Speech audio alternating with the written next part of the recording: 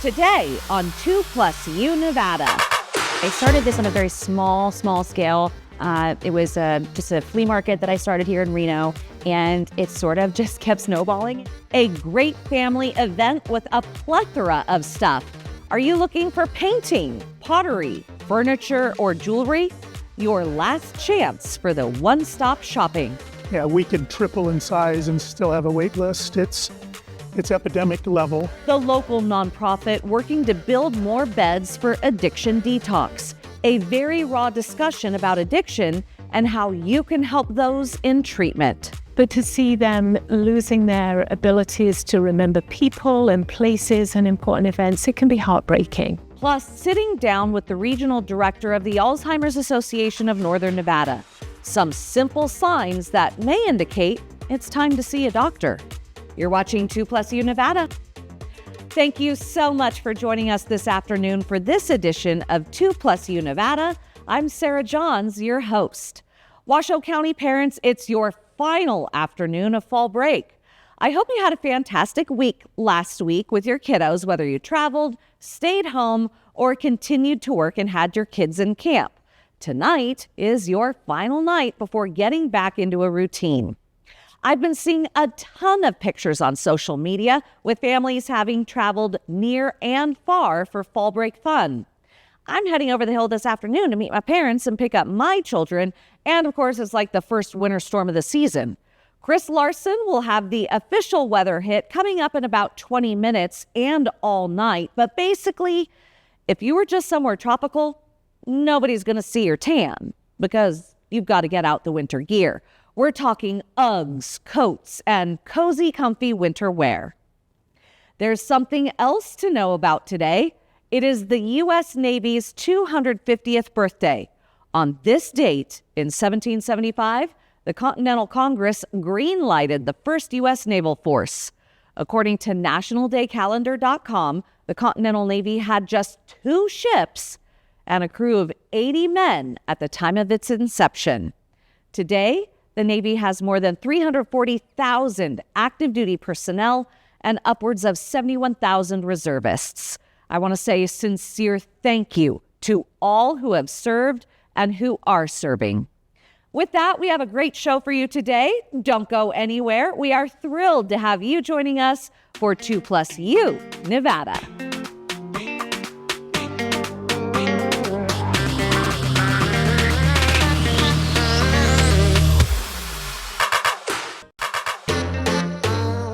You are watching 2+U Nevada. Joining us this afternoon, Laura Jasorka, the owner and operator of Reno Antique Fair. Thank you so much for joining us this afternoon. And thank you so much for having me. This is so cool. The Reno Antique Fair goes on for months in downtown Reno. Tell us a little bit about all of your festivals that you do. So we started in June of this year. We did third Sundays of every month from June through October. October 19th is our next show. And then we will be back next year in April with a 7-show footprint. So this year's a little new, so it's 5 shows, but we do have a show coming up in December that we're really excited about as well. Well, this is crazy. You are the owner and the operator of this. How did it all start? Well, I've been in this business for over 25 years, but I started this on a very small scale. It was just a flea market that I started here in Reno.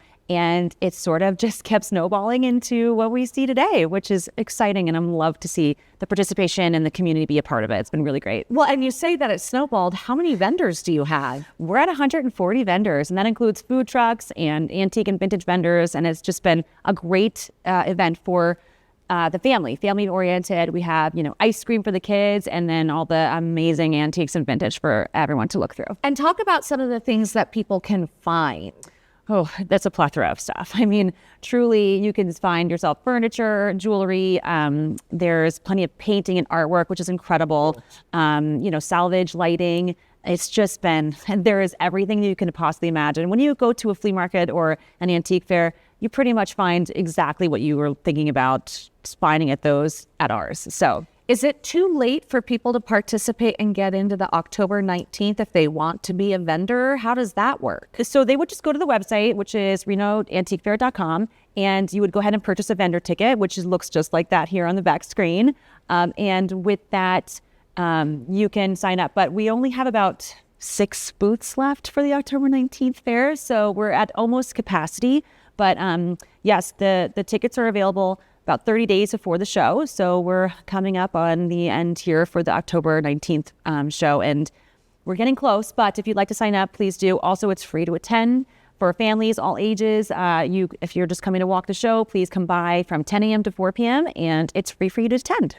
And you are located right under the Reno Arch, right? That's correct. So October 19th from 10 to what? To 4 p.m. 10 to 4 p.m. But that's for the October event. And then you have a special event coming up in December. Yes. So go into that a little more. So we have a holiday market on December 21st. It'll be at the National Bowling Stadium in downtown Reno. And that'll be from 2 p.m. to 7 p.m. Also free admission, free bowling, free all of it. So that'll be a really fun show for everyone that wants to come out and bowl and shop for their last minute holiday gifts. But yeah, there'll be 100 vendors there, and those tickets for vendors that are interested in signing up to vend for that one will be available at the end of October. So you'll be able to get your ticket for the December show online again on our website, and then otherwise come and join us on December 21st. We're also going to have Santa Claus there for free Santa photos for the kids, so it'll be a really fun holiday event. Well, thank you so much for joining us this afternoon. Thank you so much. Great free shopping. Yes, Well, right? the shopping part isn't free, but free family fun and shopping mixed in. Thank you so much for joining us this afternoon. Thank you for having me. I really appreciate it. You're watching 2+U Nevada.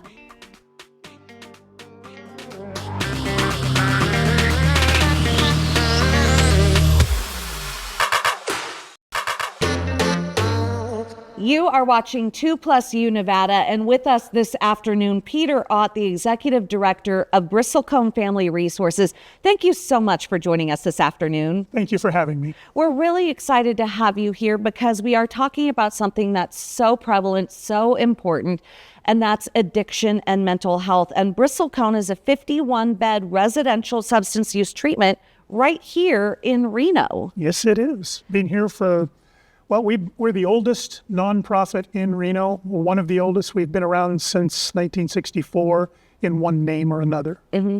And when you think about the 1960s and discussing addiction and mental health versus today and the discussion of mental health and addiction, those two discussions are completely different in the way that society addressed addiction. We now can say addiction touches every single family because people are open. Yes, it's no longer hidden. The stigma has been broken down. I refer to myself as a person in long-term recovery that struggles with an addiction.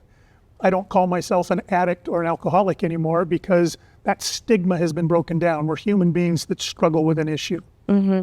And when it comes to the need in our community, there really is a need for more beds and more treatment. Yeah, we could triple in size and still have a wait list. It's epidemic level in this county. What types of addictions does Bristlecone help people work through? We'll work through just about any addiction. Our primary is substance use and alcohol. We also touch on gambling addiction and several others. I appreciated what you told me before we sat down and started talking, that the act of whatever addiction you have is actually indicative of a mental health issue and coping and strategy, right? Yes, the way we treat substance use or any kind of addiction these days is by addressing the underlying mental health, which is actually the problem. The addiction is simply a symptom of a much deeper issue. Is there a way to train against addiction? Does that make sense? Is there a way to help people manage? A lot of what we see in treatment has stemmed from childhood trauma. We do screenings to understand where they've come from. And some people develop resiliency as young folks, and that seems to give them a better shot later in life in battling. A lot of people will take a prescribed medication or have a drink, and they don't struggle with an addiction. others too. And I think it's that resiliency factor that builds as a young individual that has a large determining factor on where we end up. And then it takes a lot of strength to actually say, I am an addict and I need help. More courage than you know. You are now building additional beds and a detox center at Bristlecone.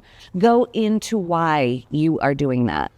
When I took over as executive director a few years ago, I was charged with examining the continuum of care in Reno to see what was being provided and where the gaps were. And I saw detox centers closing, and my board came to me and asked why. And I said, well, they're not being run under the proper model. The people that are coming to us for detox are the underserved, underinsured, the Medicaid clients, and so on and so forth. And there were not enough agencies that were tackling that issue. So we decided to take a 5,000 square foot building that was sitting on our property. It had been many different things over the years, and I decided to repurpose it as a detox center. So we are about 60% into construction. The building's all sealed up with a new roof, and now it's just time to put up walls and staff it. Yeah. And pushing us across that finish line has proved a little more challenging than I expected. Sure, because grants and donations currently in jeopardy, and you need partnerships. We do. At the first of the year, when things were changing and our provider model changed and the way the Medicaid MCOs were reimbursing for treatment and such radically changed. And a lot of our donors got cold feet. They saw that mental health was losing popularity. It wasn't being as prioritized as it was in the past. And their willingness to donate to something like this there was a little fear. And so I decided that the best plan of action would be to find a partner in the community that had the same passion for what we're doing as I do. And that makes finding a partner a little more difficult because there's lots of people out there with a lot of money that I'm sure could put up and help. But it has to be a match. It has to be somebody who really believes in what we're doing, and that limits the number of people that are willing to step up to a very small few. And we've talked to few. We're in talks with several possible partners, but reaching out like this may find somebody that has that passion and would be willing to give me a call. Well, I certainly hope it does. We have about 10 seconds. So if anyone can donate personal hygiene products, notebooks, pens, shoes, towels, bedding, or be that partner you're looking for, where do they go online? You can go to bristleconereno.com or you can stop by at 704 Mill Street and just bring donations in. We'd be happy to have any donations. Our clients are so grateful for anything that they receive. And if you need to reach me, you can reach me at my email, which is pott@bristleconereno.com, and I'd be happy to sit down and have a discussion. Peter, thank you so much for being here. Thank you, Sarah. You're watching 2+U Nevada.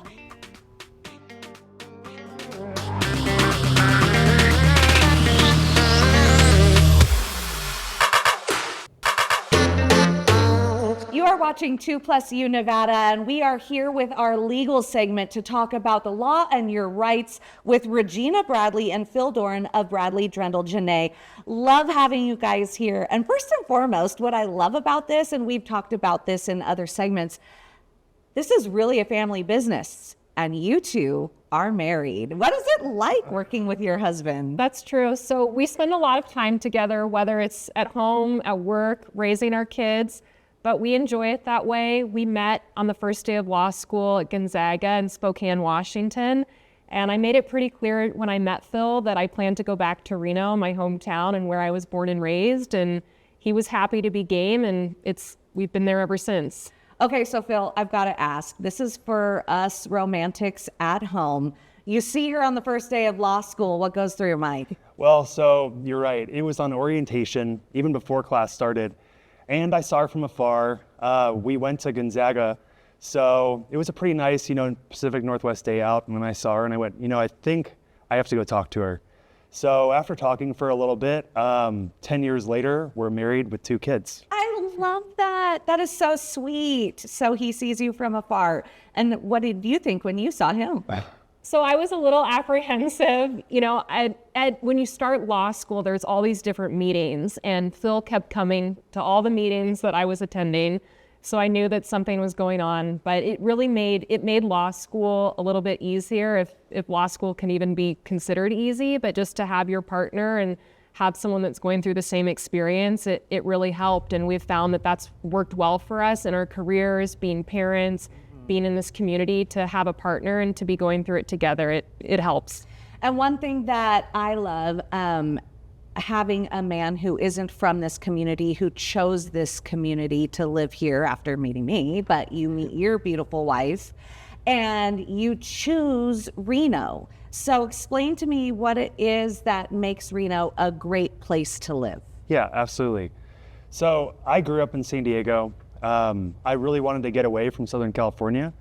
And when I was choosing law schools, I said, I'm going to go to the most northwest possible law school I can on the West Coast. And that was Gonzaga. And the way I think about Reno is I think of it as if Spokane and San Diego were to have a baby, it would be Reno. I love that. And I'm an avid fly fisherman and outdoorsman, and I like doing stuff with my friends and kids and my beautiful wife. So it's just like the best place on earth for us. So we've got your love story. Now talk to me about your work and what you're passionate about. So why do you want to represent folks in personal injury here in Northern Nevada?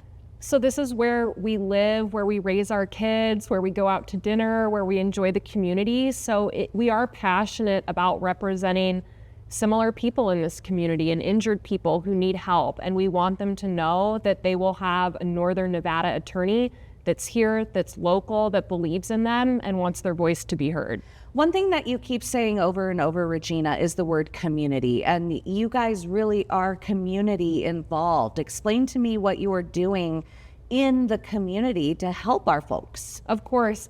I graduated from the University of Nevada, as did both of my parents. So as the firm, as individuals, we're huge supporters of the University of Nevada athletics.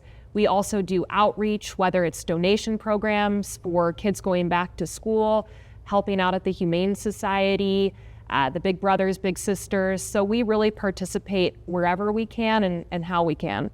And when it comes to personal injury, we're not just talking vehicle accidents, we're also talking nursing home abuse, we're talking defective products, premises liability. There's a real gamut of what you can help people with. Of course, and what I would say to someone is don't be afraid to call. You don't know if you have a claim until you speak to an attorney. So if you call our office, you can reach us at 775-335-9999. We'll be there to talk to you, answer your questions, and let you know if we believe that you have a claim that we can advance. And this is a firm where it's all in the family, right, Phil? That's correct. Every day. Thanks so much for being here, you guys. You are watching 2+U Nevada.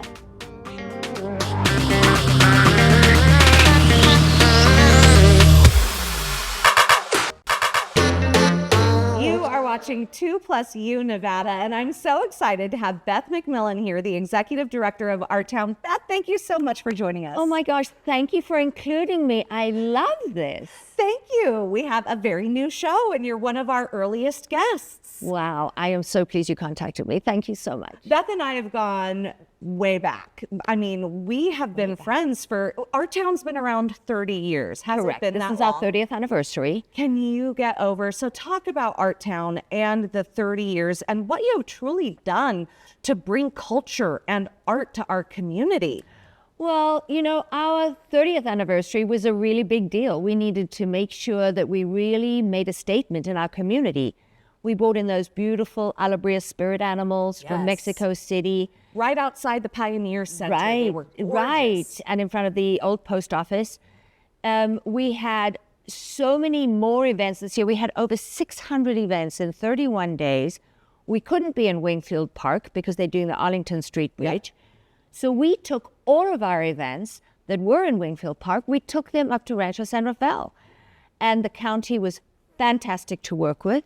We put up a stage, and because of what we have done at the county, at Rancho San Rafael, they are building a permanent amphitheater in that exact spot.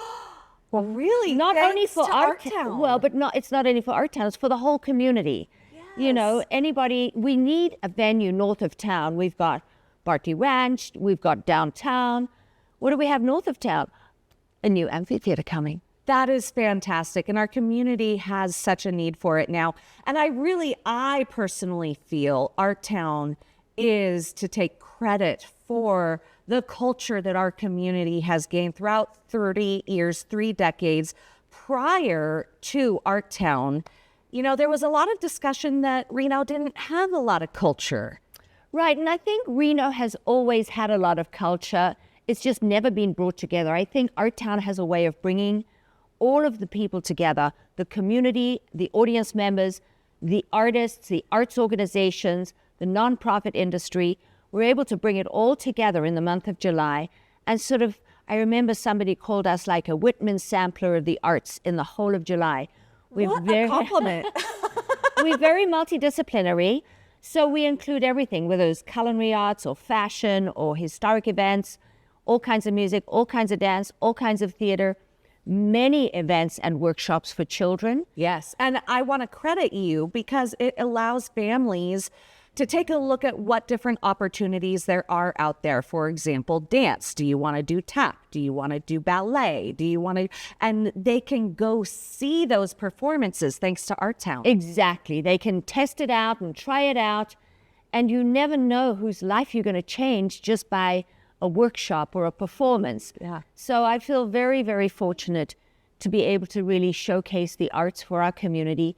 And I have a terrific team to help me do that. So you guys do this all through the month of July, but Artown really is throughout the entire year, and you look to elevate and bring some amazing acts to town throughout the year that will then help fund programming in July, correct? That's one of the reasons. The other reason is sometimes those artists are never available in July. Not all artists are available in July because they might be doing a European tour, a Canadian tour. They might not be available. So some artists are only available during the other 11 months of the year. We want to make sure there is a funding stream to feed the festival financially. You're absolutely right. And it's a way for Artown to stay on everybody's mind year-round. So we're here for everybody. And you have an amazing event coming up in just a couple weeks in mid-October. Next week. Next week. All right. Who is he? Can you believe it's already mid-October, right? Don't get me started. So yes, we are bringing back for the 4th time, we're bringing back At the Illusionist Table. So Scott Sylvan is a master mentalist and illusionist. He comes to us directly from Scotland, and he grew up, you know, in the, not the moors, but he grew up in Scotland, in the forest, with his grandfather, telling stories, and he brings those stories into a theatrical setting. The theatrical setting is not a stage and a proscenium arch as we know it. It is a dinner table. It's a dinner party for 24 people. 24 people and Scott sit around this dinner table. And Mark Esty from Liberty, our amazing chef, customizes the dinner to go with the story, to go with Scott's story. So everything is choreographed, the timing. We have 24 people at the dinner, but we have 12 waiters. Wow. So everything's choreographed. The meals are all choreographed. They're all themed according to Scott's story. And the entire time you're sitting having this dinner, which has whiskey tastings, is paired with wine. It's got everything. It's the best dinner party you will ever go to. And all throughout the dinner party, Scott is reading people's minds. He doesn't know who these people are. All there is in front of them is a little name card with Sarah. Oh my gosh. Okay, so to get those name cards and to get tickets, Where do people go? They can go to artown.org and get the information there, but ultimately they need to call my office at 775-322-1538 because a conversation with Mike in my office will really help everybody to understand there is a reception ahead of time. He's getting information to feed to the Scott guy. No! We wish. Right. No. I mean, it's really interesting. When we were setting the table one time when Scott was here, I said, oh, let's put this on a bowl. He goes, you never want a bowl. Not in an Eluja's show. People are going to think you've got something in there, you know. So he knows that it's got to be as blank as possible. And we said it, we convert a space into a old Scottish castle dining room. Beth, thank you so much for joining us this afternoon. Thank you so much for having me. You're watching 2+U Nevada.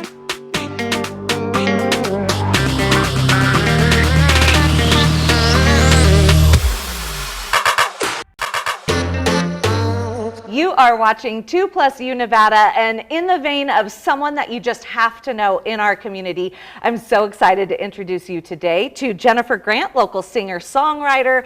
I mean, you are just awesome. And in researching your history, I had no idea that you've wanted to be a singer-songwriter since a childhood appearance on a regional idol competition. Talk about that. Oh yeah, since I was a little girl. And yeah, when I was just right out of high school, I did a local singing competition just because, and that was it for me. Totally, that was it. I wanted to sing. Since then, you have been on country radio as a DJ, as well as performing like awesome places. CMA Fest in Nashville, the Bluebird Cafe. Yes. I mean, that's amazing. Yes. You opened for Diamond Rio, Dustin Lynch, and you've got some new music out this year. I'm super excited, and all of my new music, I'm either just a writer on my own or a co-write on every single single that I'm releasing. So I'm super excited. But yeah, it's very personal, but I think it's definitely some music that a lot of people can relate to. It is very personal. Sophia and I were jamming in our office this morning listening to some of your songs, and they are fun. The one that did bring me to tears this morning was In Another Life, the story about your dad and what you two have missed in life. Talk to me about your dad, how he's influenced your music. My dad was the first person to introduce me to music. I actually have a really great photo of me on his lap with these great 80s headset on, and I'm listening to Foreigner. So he introduced me to bands like Foreigner, Boston, the Doobie Brothers, the Eagles, Fleetwood Mac, and he was just my inspiration behind it, and he was my biggest supporter. And just a big bear of a man, loved to help people, would give you the shirt off of his back. He was a law enforcement officer for 28 years, and then unfortunately he lost his life in the line of duty. You know, losing a dad, you lose so many milestone moments. We're going to take a quick look about those milestone moments that this song references. You know, I was pretty young when my dad passed away, so it's those things you just don't think about. And now that I've lived them without him, you know, those are the things that are a big highlight for me that I missed out on and he missed out on that I wish we could have had together. So that's me having children. You know, he wasn't able to walk me down the aisle.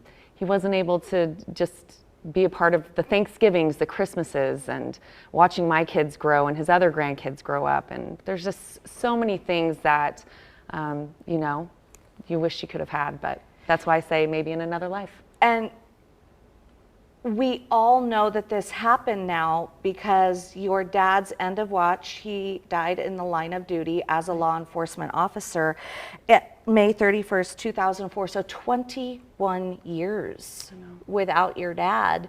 And it doesn't just affect the immediate family or one particular person in the immediate family. It affects generations. Like you were talking about, your children don't know him.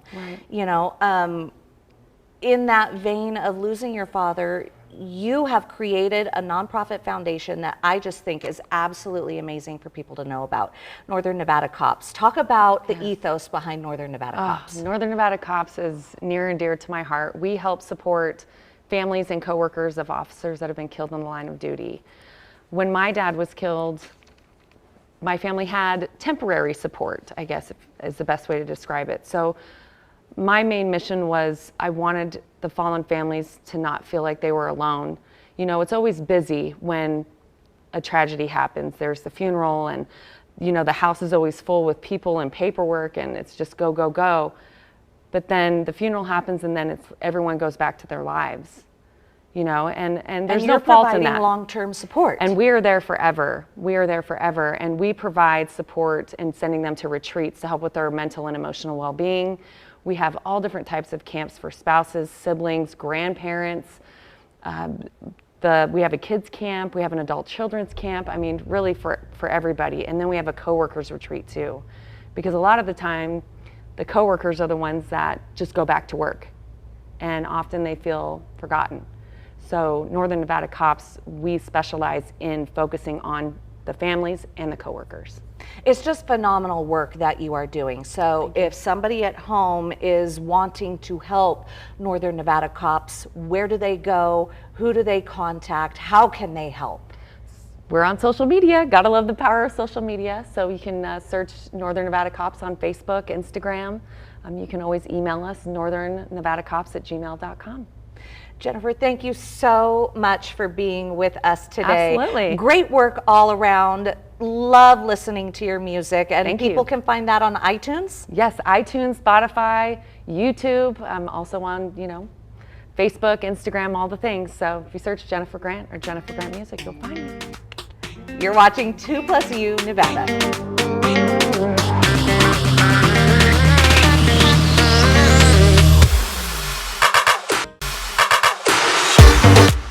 Watching 2+U Nevada. This afternoon, Nikki Rubarth from the Alzheimer's Association of Northern Nevada is joining us. Nikki, you are the regional director. Thank you so much for being here to talk about a really emotional and important topic, and that's Alzheimer's. Thank you so much for inviting me. Yes. So first and foremost, we have an event coming up October 18th at Sparks Marina.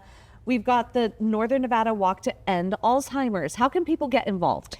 So people can get involved in a number of ways. They can participate, volunteer, show up on walk day. They go to alz.org/Northern Nevada Walk to find out more. Wonderful. Okay, but let's talk about Alzheimer's more globally.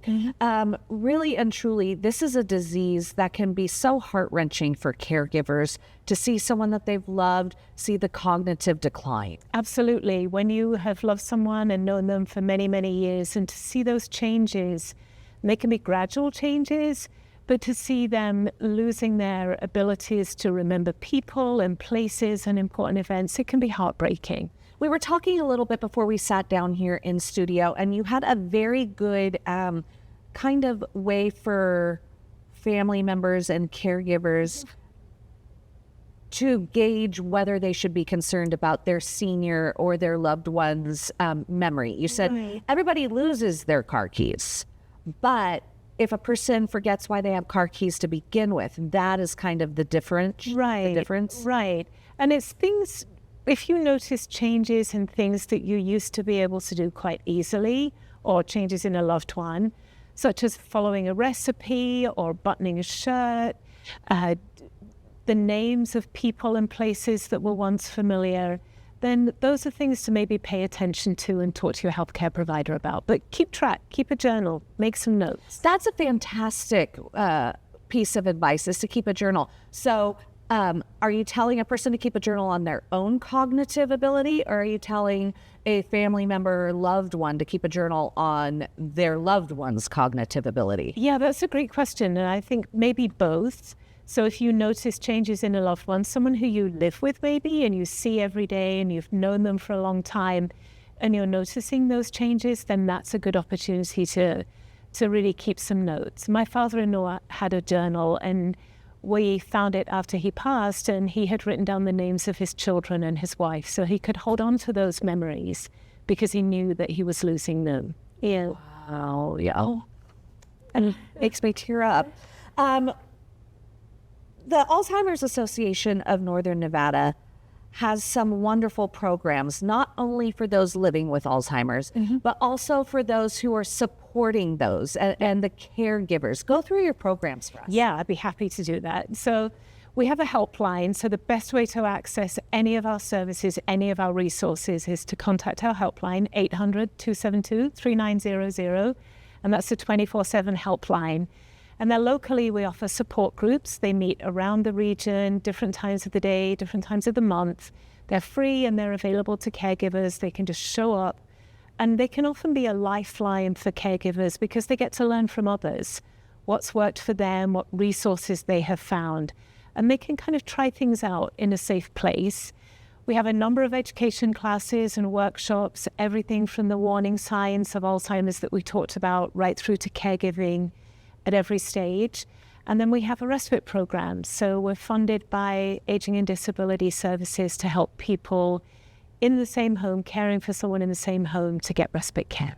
Fantastic. When it comes to dementia, Alzheimer's, it's not only because we've been talking about family members and loved ones that are already established as having a cognitive decline in some form, but what can we do now in our 20s, 30s, 40s to try and prevent something like Alzheimer's? Yeah, and that's a great question because we are learning so much more from the research about what we can do.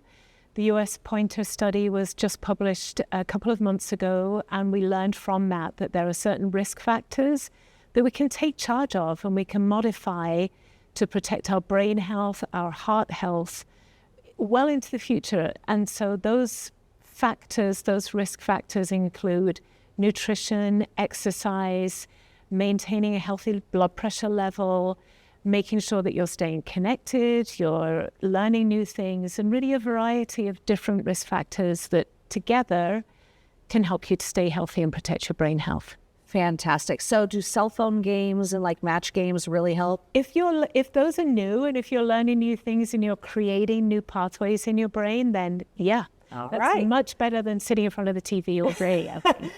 Unless it's 3 o'clock in the afternoon and you're watching 2+U Nevada. Nikki, thank you so much for joining us. We certainly hope that you have a lot of people out at your walk this weekend. And again, if you need any assistance, reach out to Nikki at, what's the website again? So alz.org/Northern Nevada Walk, or our phone number 800-272-3900. Wonderful. Thanks for being here. Thank you. You're watching 2+U Nevada.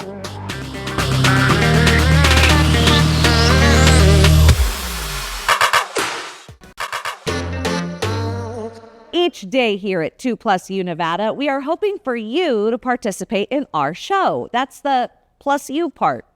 With that, today we are continuing our Mom to Mom Mondays. Friendly reminder, we named it that just because we like alliteration. Really, though, this is for any family member needing that tidbit of advice. For example, I would love some advice coming from folks who are grandparents as well as parents.